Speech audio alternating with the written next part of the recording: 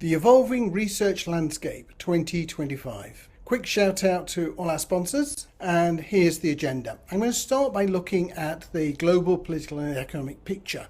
Before we think about research, before we think about insights, we have to look at the wider world because that shapes our ecosystem. Then I'm going to be looking at the AI revolution, and I make no apologies for calling it a revolution. Then I'm going to have a quick look at the global data quality picture, and then focusing on the client-side news, the agency picture, and then some thoughts on what's next. So for this wider picture, I started by looking at the report from the World Bank, which pulls together lots and lots of things. And what we need to bear in mind is that this is a pre-Trump, pre-Elon Musk perspective of 2025, because a lot of things have changed in the last 3 or 4 weeks. So here is what we thought the geopolitical system was going to look like in the near future. Inflation falling back to lower levels, but when we look at it, the living standards are going to be lower for most people in the world in 2025 than they were before the pandemic. We haven't made that ground back. All the damage of cost of living increases of the inflation in the post-pandemic are still there. The World Bank was expecting growth about 2.5% across the world, which is not enough to take us to where we need to be. With all of the difficulties there are around the world, trying to rebuild levels back to where they used to be, we're on the right track, but not moving fast enough. Glowing levels of regulation around the use of data, about privacy, about artificial intelligence, employment, discrimination, equality and inclusion, all of these were generating more regulation. And we were looking at increased levels of damage from climate change, more flooding, more severe weather. So this was the picture until then.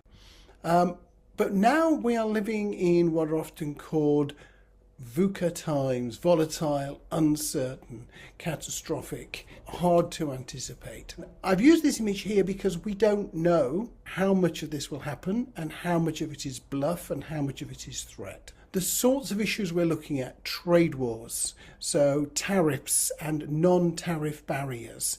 If they happen, then they're going to reduce the level of international trade. There will be more inflation in the world. Businesses will shrink. There will be decline in the United States and probably a bigger decline everywhere else. Wars, we're seeing all sorts of that. So of course, we've got wars going on at the moment. We still have the war in Ukraine. But now there is talk about seizing Greenland, using direct military operations in Mexico, seizing Gaza by the United States, seizing Panama, and no longer protecting Taiwan from China. All of these would have detrimental effects, obviously. IT wars. So are we going to see it harder to transfer data from one country to another? What about AI cross-border restrictions? The launch of DeepSeek has really rattled the major technocrats and the oligarchs in the USA. Will we see more legislations? What about copyright restrictions? Did all of these large language models actually steal masses of copyright? And if so, will they be made to pay? And then there are the spending cuts that appear to be going on in the United States. So cuts in the aid budget, cuts in climate science, cuts in DEI, education. All of these will depress global markets and they will all reduce spending on insights. 50% nearly of the world's spending on research happens in the United States. If the amount of spending on insights is cut dramatically in the United States, it is cut dramatically in the rest of the world too. What do I expect to happen? I expect to probably see a significant drop in market research and insight spending in 2025 and 2026 and maybe 2027. So let's come to the AI revolution. It really dates back to November the 30th, 2022. Super recent. That is when ChatGPT was launched to the public. A lot of this clever stuff was happening, but it wasn't accessible to all of us. We already see in 2025 signs of AI use everywhere. Just to take you back to some of my middle years in the research industry, the World Wide Web was launched in 1993. If we look at 2 years after that, there was very little market research use of the internet. It took 10 to 15 years before the internet revolutionized the way market research was being conducted. September 2024, we had the launch of the first chain of thought AI. That's the next generation after things like ChatGPT. It was actually ChatGPT 01. It allows a reasoning process. It generates an answer, then it reviews its own answer. This is a real step change already in the way that the AI is working. And January of this year, DeepSeek, a Chinese new startup LLM, was launched. It's got chain of thought logic, and it's got downloadable models. You can download these onto your computer and run them locally without having to share them with OpenAI or with Microsoft. The world is changing very quickly and in quite profound ways. We are, seeing AI everywhere, which is what I mentioned a few minutes ago. So if you go to Insight Platforms run by the wonderful Mike Stevens, and you type in AI, it shows you nearly 400 different platforms you could use. We have training courses being run around the world in how to use it. SMR have launched the 20 questions, so you hope you now can understand how to buy better, and you hope you're buying the right stuff. Some really interesting initiatives by different companies, and one that I would single is Ipsos Facto, an integrated AI solution for all of their staff and their customers globally. Truly interesting times. So what are we seeing for AI so far? Well, we're seeing something like concept testing. So Link AI, you can do a link test in about 15 minutes without talking to any real people. There are lots of systems around to do virtual eye tracking. You upload your design, your magazine design, your product design, and it will tell you where people would look at it based on its AI stuff. We're seeing an explosion really in the number of tools offering conversational surveys and the quality of those tools. We're seeing a lot more analysis of open-ended comments using various forms of AI. We're seeing the panel companies using AI to detect fraud and bogus interviews. Lots and lots of companies using AI to improve their general efficiency.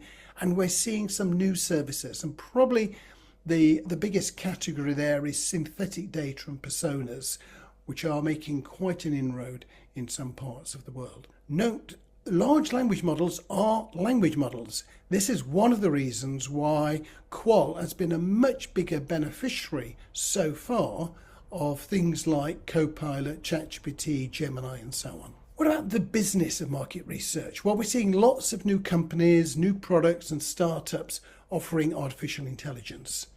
We're seeing lots of interesting acquisitions. Companies that are doing well are very quickly purchased by some of the large and even by some of the mid-sized players. But so far, no companies have gone bust, or very few companies have gone bust because of AI. And very few employees have lost their job because of AI, but lots of people around the world have lost their job through restructuring, right-sizing, and because of difficult market conditions. I mentioned global data quality. This is a really big issue.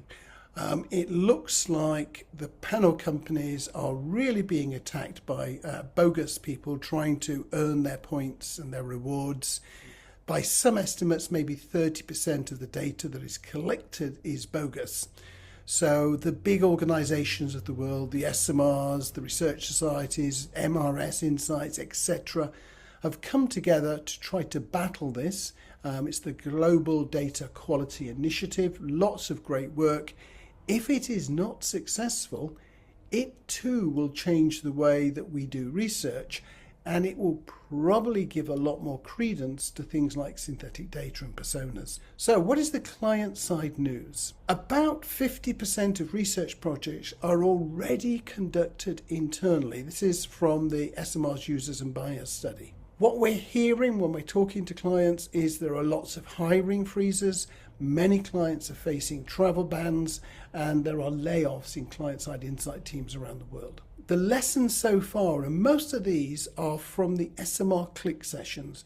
Click is part of a conference or a special one-off where only clients attend. People like Lubov, Rishinskaya and Elaine Rodrigo are helping us organize these, and they're coming up with some fantastic things. One of the things we're seeing is the big projects, the really important projects, like the big customer satisfaction trackers, are not really being impacted very much yet. A little bit in the design and a little bit in the interpretation. It's more the one-offs, the discretionaries that are being impacted. One of the surprising things to many of the clients is that current suppliers are much better at applying AI than startups, because startups tend not to understand workflow. They don't understand what clients already know and what clients can do and how clients want to change things.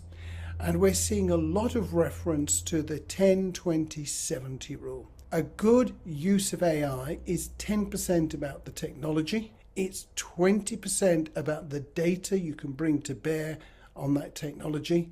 And it's 70% about how well your people can use it, how well it fits the workflow, how well you're training them so that you get the benefits. The agency picture, existing players, we're seeing them acquiring the AI startups. We're seeing quite a few distressed purchasers in the agency side as well.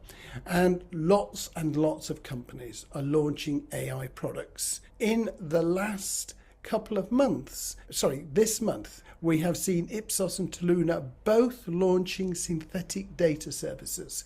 So we've had synthetic data for a year or so from some of the smaller companies, newer companies, but now Toluna have got it, Ipsos have got it.